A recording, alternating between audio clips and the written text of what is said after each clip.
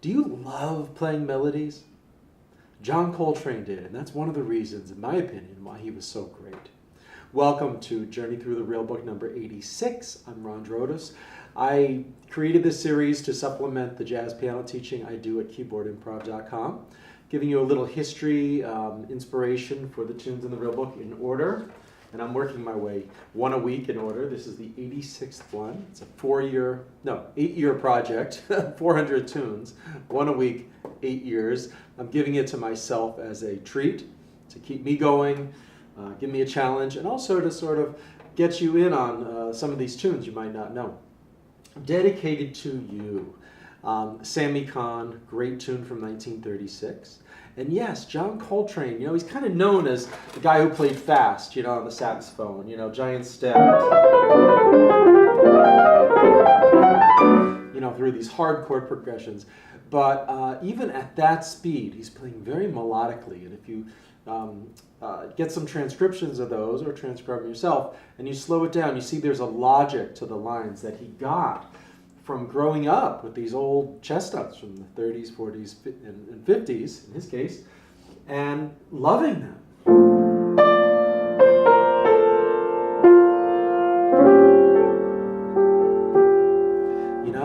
Jazz musicians at that time, growing up in the 40s, 50s, they heard these vocal arrangements and these vocal renditions of these tunes with the lyrics, and it came out in their playing. So that's why Coltrane, even when he was playing that crazy stuff like giant steps, he also recorded an album called Ballads, where he played these beautiful melodies. And this one with Johnny Hartman, who was a wonderful, rich baritone bass vocalist in the tradition of Billy Eckstine. And if you haven't heard Billy Eckstine, check him out. Also Johnny Hartman, and also John Coltrane's Ballads recordings. That's your 3 assignments for this. And he is a great inspiration for just interpreting these tunes. And don't feel any pressure to always go into double time or to be just so jazzy. Bill Evans, Coltrane, Keith Jarrett, even Charlie Parker when he played a ballad, or Miles Davis. Getting into this, how would you describe it? It's almost like this. I think of it as a cloud. You're just sort of like this beautiful, beautiful cloud just floating there.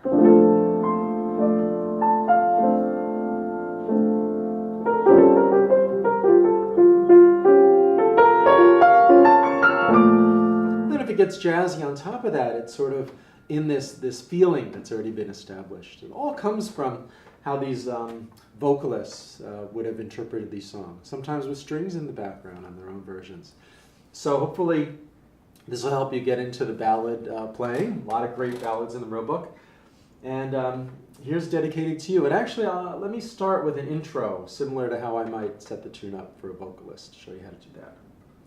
Basically going to be a 1-6-2-5, just to set it up.